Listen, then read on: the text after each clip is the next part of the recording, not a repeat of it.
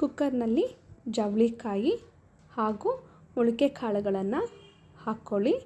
ನಂತರ ಅದಕ್ಕೆ ಬೇಯಿಸ್ಕೊಳ್ಳೋದಕ್ಕೆ ಎಷ್ಟು ನೀರು ಬೇಕೋ ಅಷ್ಟು ನೀರನ್ನು ಹಾಕ್ಕೊಂಡು ರುಚಿಗೆ ತಕ್ಕಷ್ಟು ಉಪ್ಪನ್ನು ಹಾಕಿ ನಂತರ ಕುಕ್ಕರ್ನ ಕ್ಲೋಸ್ ಮಾಡಿ 2 ವಿಷಿಲ್ ಆಗೋಷ್ಟು ಅದನ್ನು ಚೆನ್ನಾಗಿ ಬೇಯಿಸ್ಕೊಳ್ಳಿ. ನೆಕ್ಸ್ಟು ಗ್ರೈಂಡ್ ಮಾಡ್ಕೊಳ್ಳೋದಕ್ಕೆ ಈರುಳ್ಳಿ, ಹಸಿಮೆಣಸಿನ್ಕಾಯಿ, ಬೆಳ್ಳುಳ್ಳಿ ಹಾಗೂ ಕಾಯಿ ತುರಿ, ಸ್ವಲ್ಪ ಜೀರಿಗೆ, ಸ್ವಲ್ಪ ಹುಣಸೆಹಣ್ಣು ಹಾಕ್ಕೊಂಡು ಗ್ರೈಂಡ್ ಮಾಡ್ಕೊಳ್ಳೋದಕ್ಕೆ ಹಸಿಮೆಣಸಿನ್ಕಾಯಿನ ಚೆನ್ನಾಗಿ ರೋಸ್ಟ್ ಮಾಡ್ಕೋಬೇಕು. ಈ ಥರ ಒಂದು 2 ನಿಮಿಷದವರೆಗೂ ಈ ಥರ ಹಸಿಮೆಣಸಿನ್ಕಾಯಿನ ಚೆನ್ನಾಗಿ ರೋಸ್ಟ್ ಮಾಡ್ಕೊಳ್ಳಿ. ಟೇಸ್ಟ್ ಚೆನ್ನಾಗಿರುತ್ತೆ.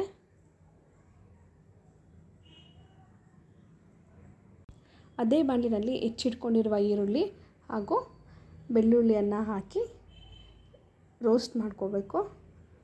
ಲೈಟ್ ಬ್ರೌನ್ ಆಗೋವರೆಗೂ ಒಂದು 2 ನಿಮಿಷ ಚೆನ್ನಾಗಿ ಇದನ್ನು ರೋಸ್ಟ್ ಮಾಡ್ಕೊಳ್ಳಿ. ವಿತೌಟ್ ಆಯಿಲ್, ಎಣ್ಣೆ ಏನು ಹಾಕೋದು ಬೇಡ, ಹಾಗೆ ರೋಸ್ಟ್ ಮಾಡ್ಕೊಂಡ್ರೂ ಆಗುತ್ತೆ.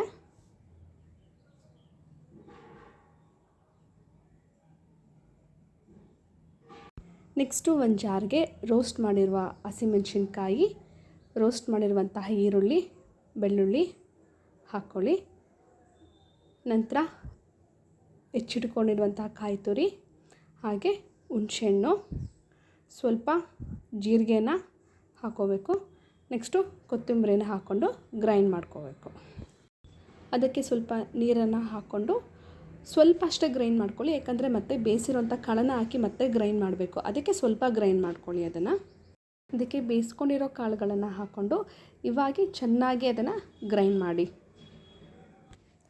ಕುಕ್ಕರಿಂದ ಈಗ ಬೇಯಿಸ್ಕೊಂಡಿರುವಂಥದ್ದನ್ನು ಈ ರೀತಿಯಾಗಿ ಬಸ್ಕೋಬೇಕು. ಒಂದು ಪಾತ್ರೆಯಲ್ಲಿ ಗ್ರೈಂಡ್ ಮಾಡಿಟ್ಕೊಂಡಿರೋದನ್ನು ಈ ರೀತಿಯಾಗಿ ಬಸ್ತಿರುವಂಥ ನೀರಿಗೆ ಹಾಕಿ ಅದನ್ನು ಚೆನ್ನಾಗಿ ಮಿಕ್ಸ್ ಮಾಡ್ಕೋಬೇಕು.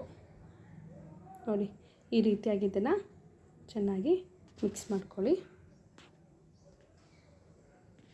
ನೆಕ್ಸ್ಟು ಬಸ್ತಿರೋ ಕಾಳಿಗೆ ಒಗ್ಗರಣೆ ಹಾಕೋದಕ್ಕೆ ಈರುಳ್ಳಿ, ಮೆಣಸಿನ್ಕಾಯಿ, ಕೊತ್ತಂಬರಿಯನ್ನು ಹೆಚ್ಕೊಳ್ಬೇಕು. ನೆಕ್ಸ್ಟು ಒಂದು ಬಾಣಲಿಗೆ 3 ಟೇಬಲ್ ಸ್ಪೂನ್ ಅಷ್ಟು ಎಣ್ಣೆ ಹಾಕ್ಕೋಬೇಕು. ಎಣ್ಣೆ ಕಾದಾದಮೇಲೆ ಸ್ವಲ್ಪ ಒಗ್ಗರಣೆಗೆ ಸಾಸಿವೆ ಕಾಳನ್ನ ಹಾಕ್ಕೊಳ್ಳಿ. ಅದಾದಮೇಲೆ ಹಸಿಮೆಣಸಿನ್ಕಾಯಿನ ಹಾಕಿ ಒಂದು 10 to 15 ಸೆಕೆಂಡ್ಸ್ವರೆಗೂ ಈ ರೀತಿಯಾಗಿ ಫ್ರೈ ಮಾಡ್ಕೊಳ್ಳಿ. ಅದಾದ ನಂತರ ಇದಕ್ಕೆ ಹೆಚ್ಚಿಟ್ಕೊಂಡಿರುವಂತಹ ಈರುಳ್ಳಿನ ಹಾಕ್ಕೊಂಡು ಸ್ವಲ್ಪ ಫ್ರೈ ಮಾಡ್ಕೊಳ್ಳಿ. ಅದೊಂದು ಸ್ವಲ್ಪ ಗೋಲ್ಡನ್ ಬ್ರೌನ್ ಬರೋವರೆಗೂ ಈ ರೀತಿಯಾಗಿ ಅದನ್ನು ಚೆನ್ನಾಗಿ ಫ್ರೈ ಮಾಡ್ಕೋಬೇಕು.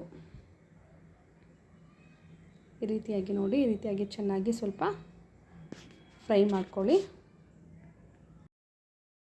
ನೆಕ್ಸ್ಟ್ ಇದಕ್ಕೆ ಬೇಯಿಸ್ಕೊಂಡಿರುವಂತಹ ಜವಳಿಕಾಯಿ ಹಾಗೂ ಮೊಳಕೆ ಕಾಳುಗಳನ್ನು ಹಾಕಿ ಈ ರೀತಿಯಾಗಿ ಚೆನ್ನಾಗಿ ಮಿಕ್ಸ್ ಮಾಡ್ಕೋಬೇಕು. ಒಂದು 2 ನಿಮಿಷವರೆಗೂ ಈ ರೀತಿಯಾಗಿ ಫ್ರೈ ಮಾಡಿಕೊಂಡ್ರೆ ಸಾಕು. ಯಾಕಂದರೆ ಆಲ್ರೆಡಿ ಮೊಳಕೆ ಕಾಳು ಹಾಗೂ ಜವಳಿಕಾಯಿ ಚೆನ್ನಾಗಿ ಬೆಂದಿರುತ್ತೆ. ಸೊ ಅದನ್ನು ಜಾಸ್ತಿ ಹೊತ್ತು ಬೇಯಿಸೋದೇನು ಅವಶ್ಯಕತೆ ಇರೋದಿಲ್ಲ. ಸ್ವಲ್ಪ ಒಂದು 2 ನಿಮಿಷವರೆಗೂ ಈ ರೀತಿಯಾಗಿ ಅದನ್ನು ಫ್ರೈ ಮಾಡ್ಕೊಳ್ಳಿ, ಸಾಕು.